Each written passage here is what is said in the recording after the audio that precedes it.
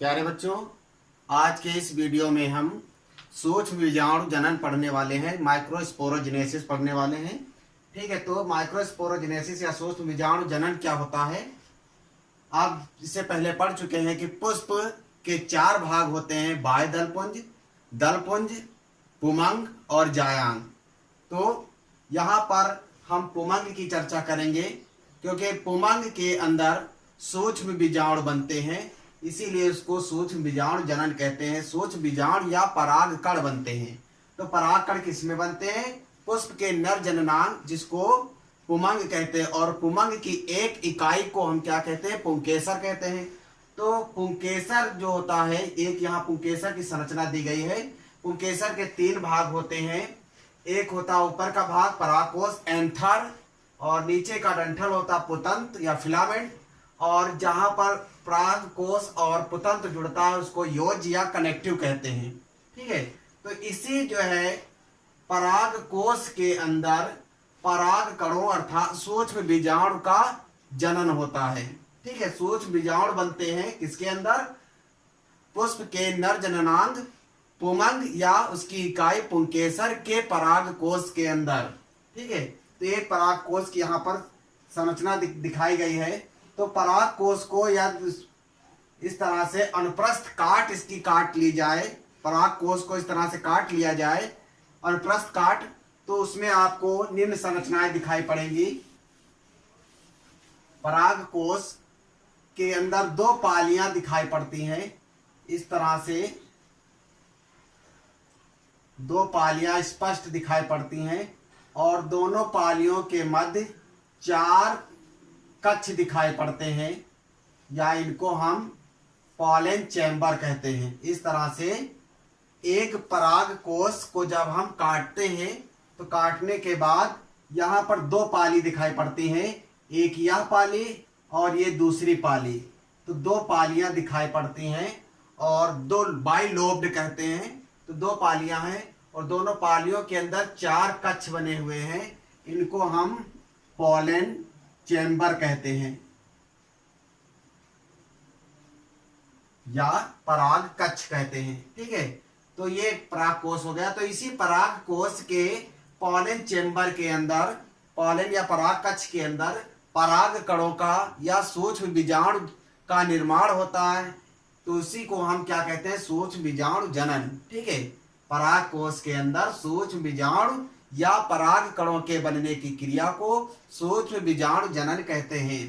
ठीक है, इसके बाद आ जाते हैं ये क्रिया कैसे होती है। सबसे पहले जो परागकोश होता है एंथर, परागकोश के पॉलन चैम्बर, ये परागकोश हो गया, ये इसका पॉलन चैम्बर या पराग कक्ष हो गया। इसी पराग कक्ष की जो कोशिकाएं हैं, यहां पहले ये इस तरह से पराग कोश जो होता है, पराग कोश जो है मेरिस्टेमेटिक सेल्स से बनी होती हैं, अर्थात विभजोतक कोशिकाओं से निर्मित होता है। इसी कोशिकाओं में से चारों कोनों की कोशिकाओं में एक एक कोशिका आकार में बड़ी हो जाती है। जैसे ये एक कोशिका हो गई, आकार में बड़ी हो गई, यहाँ पर इसी प्रकार से एक कोशिका आकार में बड़ी हो गई, और अन्य सभी कोशिकाओं से ये भिन्न दिखाई पड़ने लगती है। इसमें चारों कोशिकाओं को हम क्या कहते हैं? आर्ची स्पोरियल सेल या परपसु कोशिका। आर्ची स्पोरियल सेल अर्थात अगली नई कोशिकाओं को जन्म देने वाली कोशिका, इसीलिए इसका नाम परपसु सेल्स रखा गया है। तो आर्ची स्पोरियल सेल में माइटोसिस डिवीजन होता है, अर्थात समसूत्री कोशिका विभाजन होता है। समसूत्री कोशिका विभाजन के द्वारा 2 कोशिकाएं बनती हैं।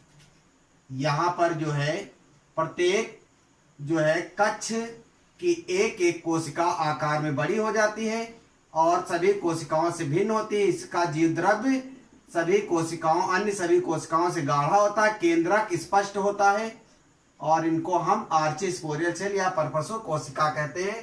परपसु कोशिका जो है एक बार समसूत्री कोशिका विभाजन करता है, जिससे 2 कोशिकाएं बनती हैं इस तरह से।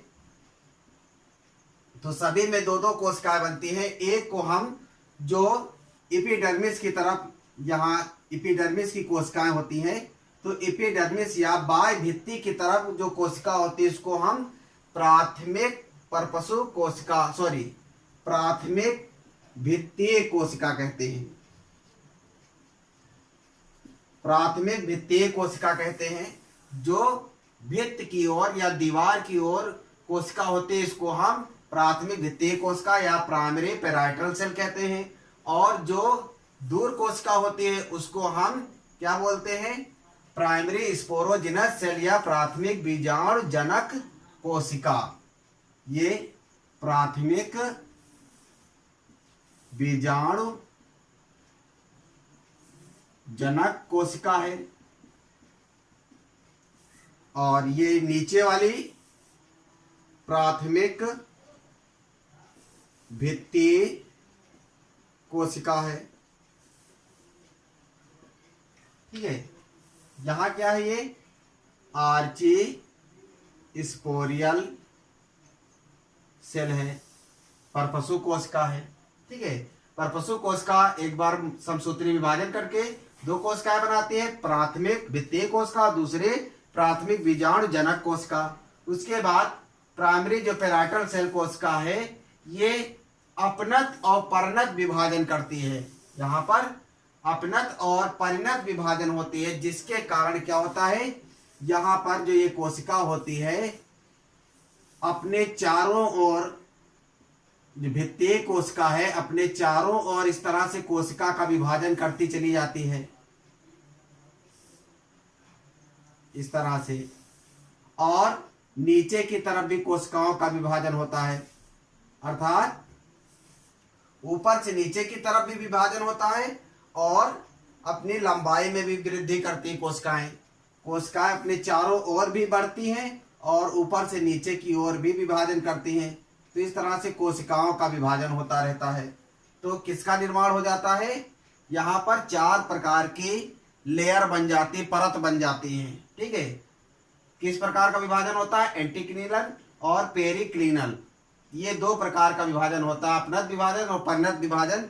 इस विभाजन के द्वारा जो है कोशिकाएं इस तरह से भी वृद्धि करती हैं, इस तरह से, अर्थात इस ओर भी वृद्धि करती हैं और नीचे की तरफ भी वृद्धि करती हैं। तो दो प्रकार की वृद्धियां होती हैं और इन वृद्धियों के कारण जो है चार जो है परत बन जाती हैं, जिसमें से एक परत होती है सबसे ऊपर की परत को हम क्या कहते हैं? एपिडर्मिस कहते हैं, बाह्य त्वचा कहते हैं। उसके बाद दूसरी जो कोश होती है, यहाँ पर एक हम पोलन चैम्बर को देखते हैं, एक पोलन चैम्बर को दिखाया जा रहा है। सबसे बाहरी एपिडर्मिस हो गई,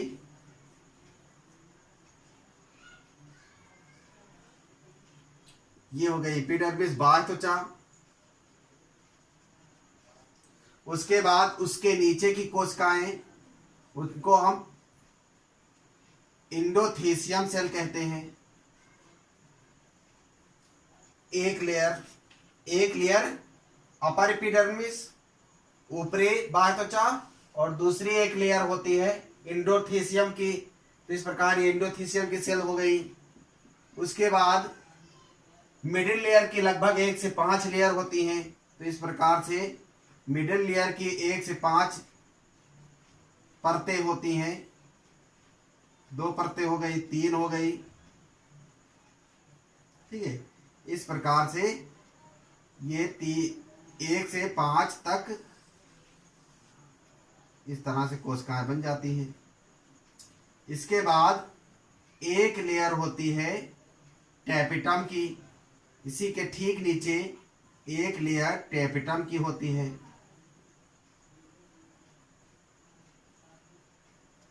ये किसके निर्माण से बनती है?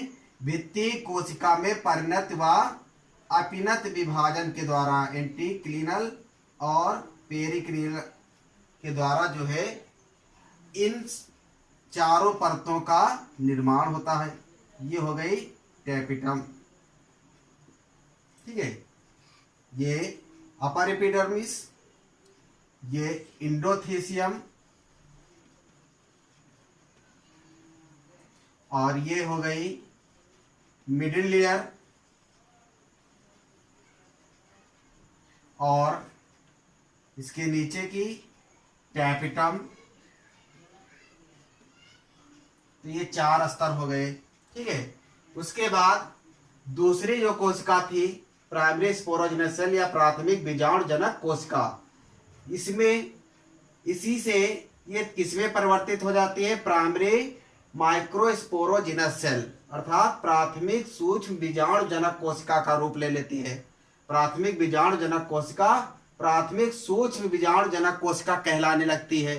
उसके बाद इसमें 2 से 3 बार टाइम 2 से 3 टाइम माइटोसिस डिवीजन अर्थात समसूत्री कोशिका विभाजन होता है। 2 से 3 बार समसूत्री कोशिका विभाजन होता है, जिससे क्या बनती है? माइक्रोस्पोर मदर सेल बनती हैं, ठीक है।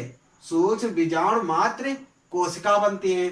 सूक्ष्म बीजाणु मात्र कोशिका में क्या होती है? कुछ कोशिकाएं नष्ट हो जाती है, सम डिजेनरेटिंग, सम कोशिकाएं जो होती हैं, कुछ कोशिकाएं नष्ट हो जाती हैं और कुछ जो बचती है उनको फंक्शनल माइक्रोस्पोर मदर सेल कहते हैं, अर्थात क्रियात्मक सूक्ष्म बीजाणु मात्र कोशिका कहते हैं। क्रियात्मक सूक्ष्म बीजाणु मात्र कोशिका जो है अर्धसूत्री विभाजन करके, यहाँ पर मियोसिस होता है, अर्धसूत्री कोशिका विभाजन होता है। अर्धसूत्री कोशिका विभाजन के कारण एक जो है फंक्शनल माइक्रोस्पोर मदर सेल से सूक्ष्म बीजाणु मात्र कोशिका से 4 या टेट्राड माइक्रोस्पोर बनते हैं, चतुष्फलकीय सूक्ष्म बीजाणु बनते हैं। और वो सूक्ष्म बीजाणु चारों जब एक दूसरे से पृथक हो जाते हैं तो एक जो है टेट्राड माइक्रोस्पोर से 4 जो है माइक्रोस्पोर या पॉलन ग्रेन बनते हैं, अर्थात सूक्ष्म बीजाणु या परागकण बनते हैं, ठीक है। फिगर में देख लेते हैं। यहाँ पर एंडोथीसियम के बाद यहाँ कौन सी कोशिकाएं होती हैं? एंडोथीसियम के बाद यहाँ इसके अंदर कौन सी कोशिकाएं हैं? प्राथमिक बीजाणुजनक कोशिका। ये कौन सी कोशिकाएं हैं? प्राथमिक बीजाणुजनक कोशिका। यही कोशिकाएं क्या कहलाने लगती है? प्राथमिक सूक्ष्म बीजाणुजनक कोशिका कहलाने लगती हैं।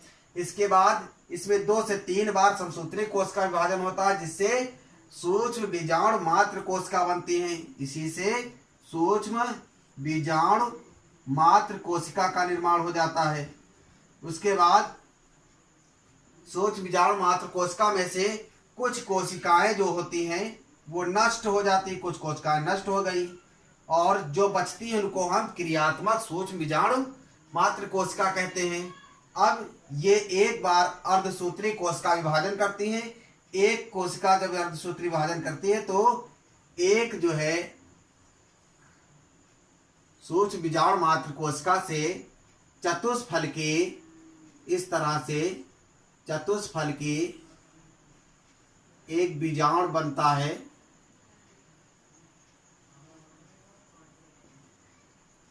जिसको टेट्राड माइक्रोस्पोर या चतुष्फलकीय सूक्ष्म बीजाणु कहते हैं। इसमें 3 भाग दिखाई पड़ते हैं, एक इसके पीछे होता है, ठीक है। इसके बाद ये चारों जो होते हैं सूक्ष्म बीजाणु मात्र कोशिका सूक्ष्म बीजाणु ये पृथक हो जाते हैं और एक जो है सूक्ष्म बीजाणु या टेट्राड माइक्रोस्पोर से चतुष्फलकीय सूक्ष्म बीजाणु से 4 जो है क्या बनते हैं?